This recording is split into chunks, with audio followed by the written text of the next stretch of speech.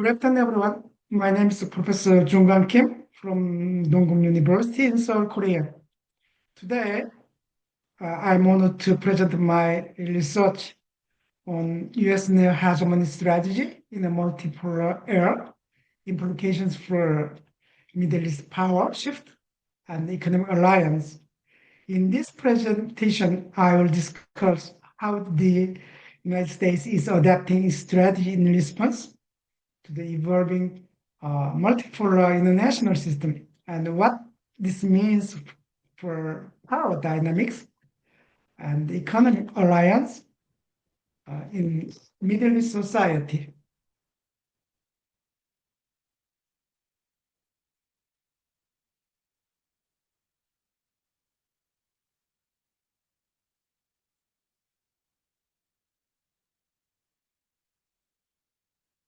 Let's see, review the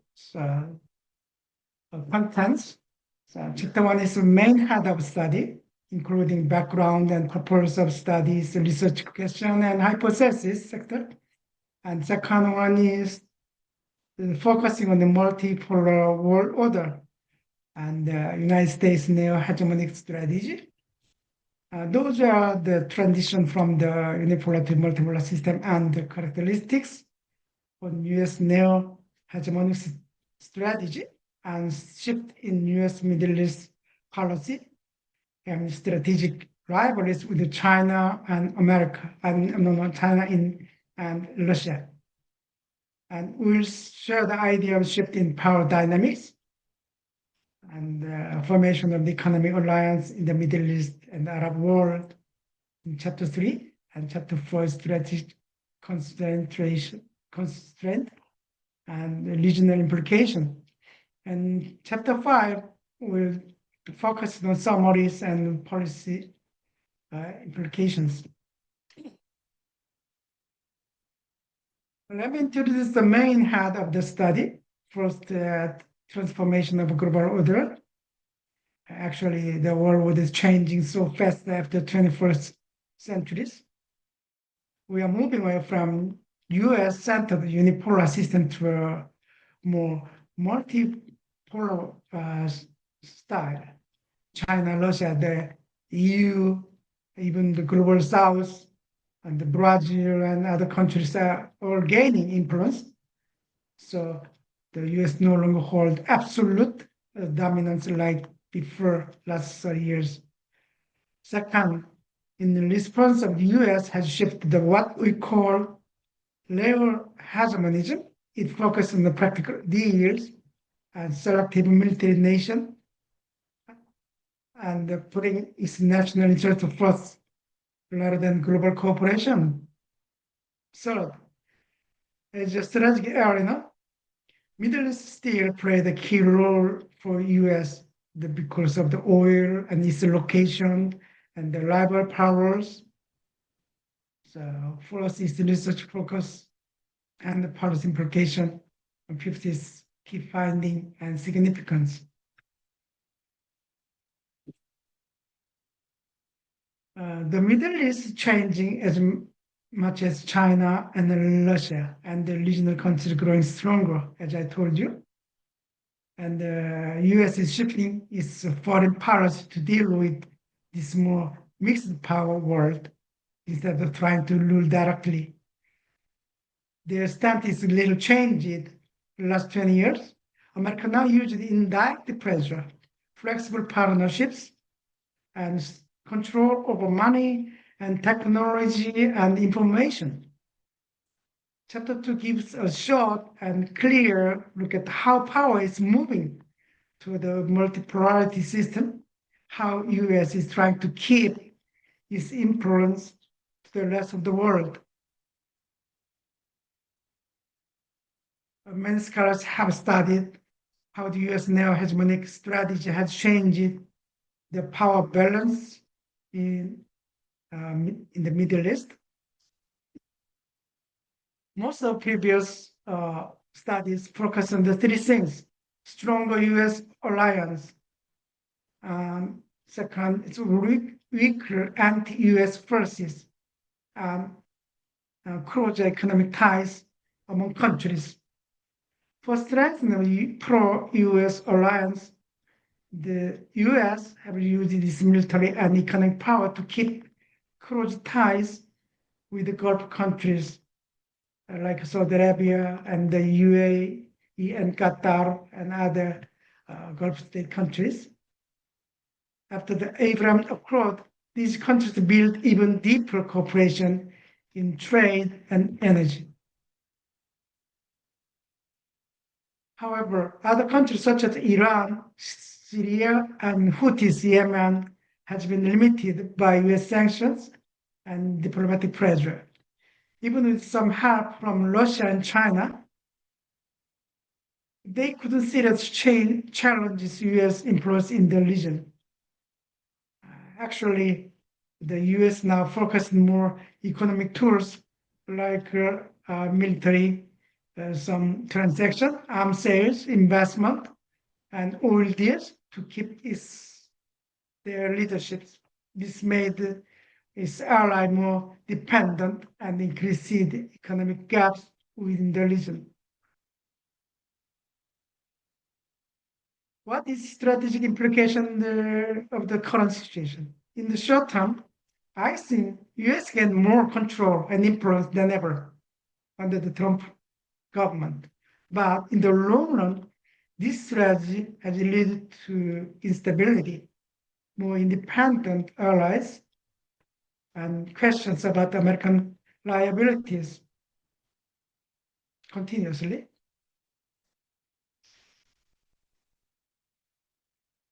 Most cruel future is transformative of US hegemony in the multipolar world. Today, world no longer led by one superpower. As I told you, we are moving from unipolar to multipolar system continuously. It's China, Russia, the EU, India, and the rising challenging all US lead order. The idea of liberal internationalism that is leading through global norms and cooperation.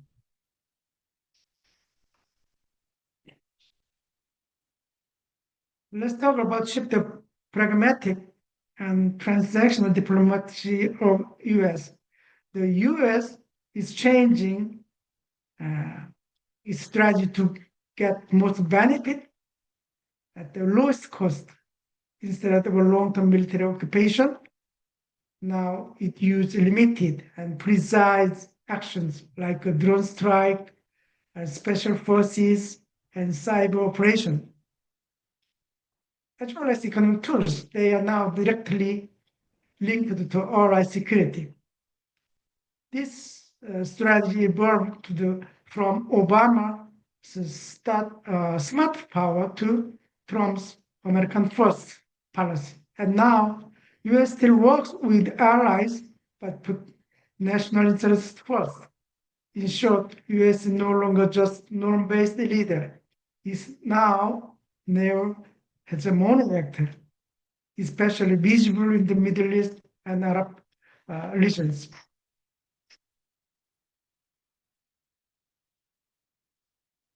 What is called the future of US neo-hegemonism? The US use strategy called neo-hegemonism, which works in a practical way to protect national interests first, as I told you. There are three main future: transaction-based diplomacy, fast decision-making, strategic ambiguity. That is their tactics. Transaction-based diplomacy means US link economic benefits deal with secret guarantees. So, for example, in Middle East, working with the US, that means both economic growth and regime stability in some place, especially in the GCC countries.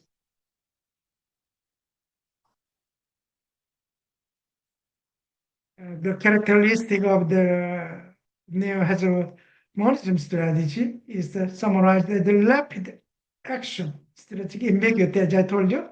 The US focus on fast, decisive actions instead of this bureaucratic process. key decisions come directly from the president and the core advisor of the White House.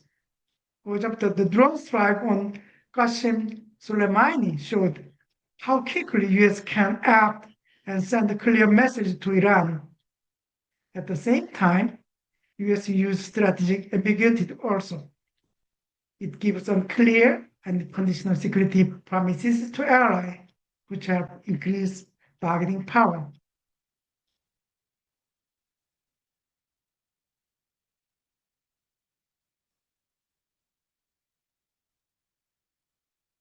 In chapter 3, we will discuss on the phenomenon of the shift of power and formation of economic alliance in the Middle East and Arab region.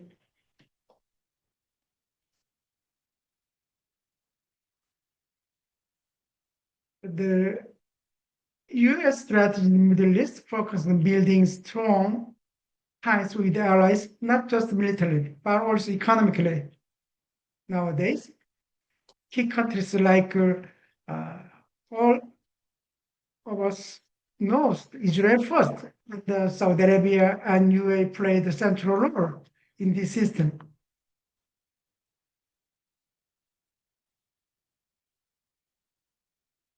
And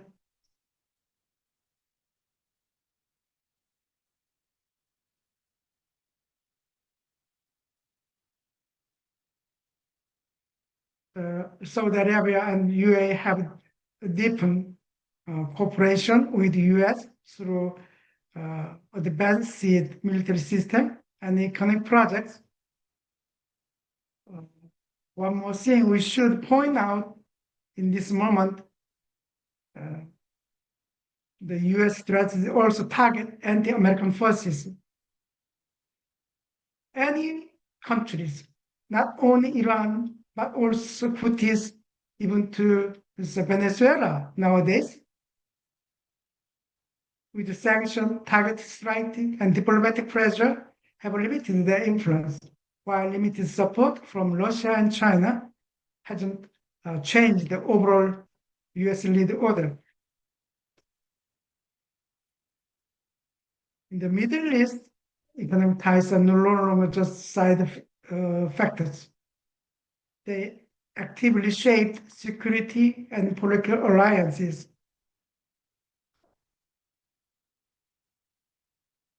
They are multi-focused economic cooperation, and large investment has moved beyond the simple military partnership and creating what we call complex economic security alliances.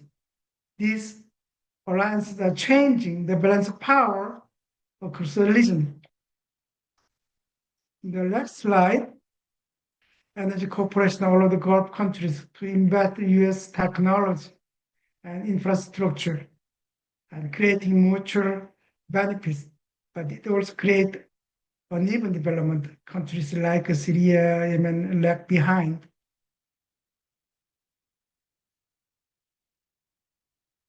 Chapter 4, in this chapter, we will discuss on phenomenon of shift of power and the phenomenon of economic alliance in the Middle East, the Arab region more deeply.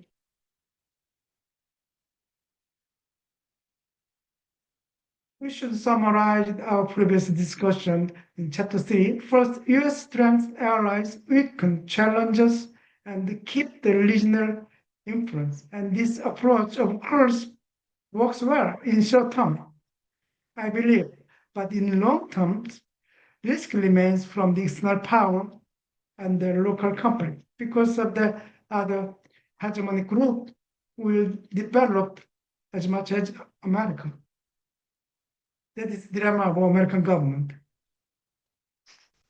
The US also has successfully maintained US-centered order in the Middle East since 1970s by strengthening the military and economic dependence of its allies.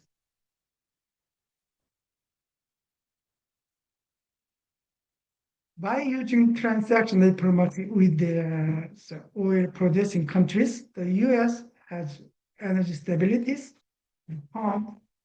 At the same time, arms sales, investment promotion benefits for U.S. Industry and employment.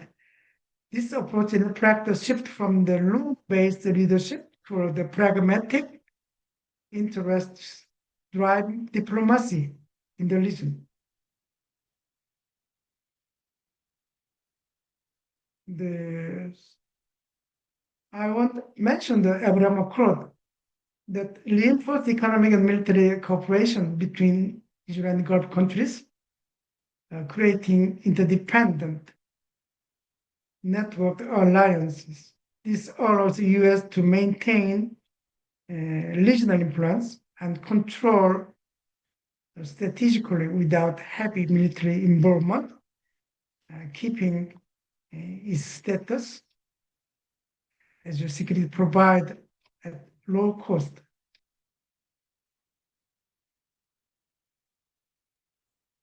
The US often prefer quick targeted interventions rather than the long diplomacy since 1990. While this may work temporarily, conflict like Yemen and Syria remain unstable in the long run.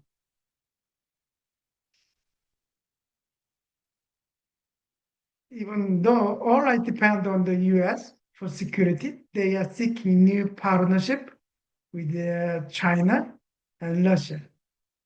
This diversification allowed them to act more independently, which limits America's long-term influence. Focusing on the transactional deal, this consistent leadership can make ally fashion the U.S. liability. We can understand, we can remember the Afghan withdrawal is clear example of these challenges. We also expect Ukraine that will be finished in this way in the future.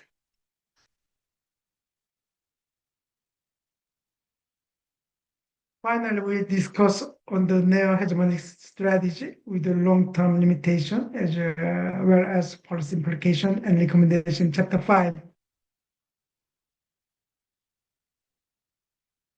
Let's begin with the US neo-hegemonism strategy again.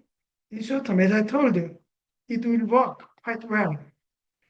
The US has strengthened military and economic ties with key allies like Qatar, Saudi Arabia, and US and the Gulf countries, even the limited resources.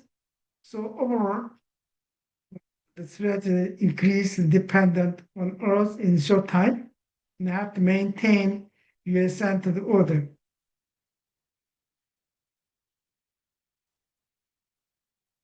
Now look at the long-term limit.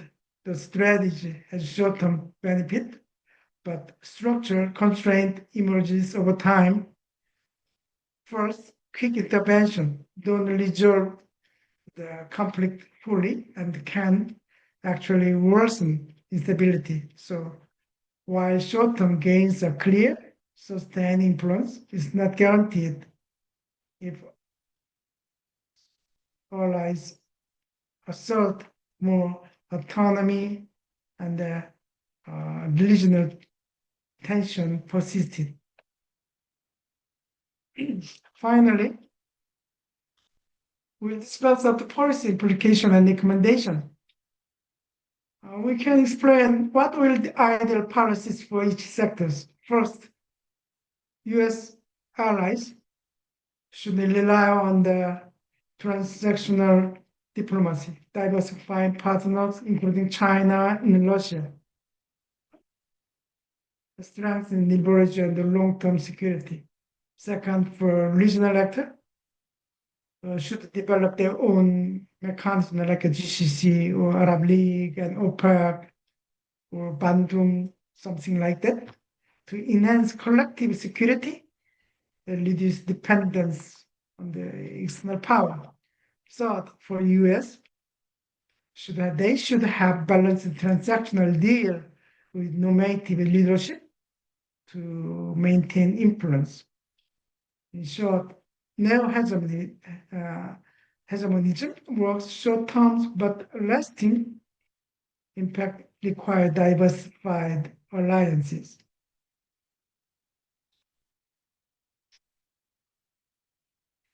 So thanks for your attention. So far, we have discussed on U.S. neo-hegemony strategy in multipolar era.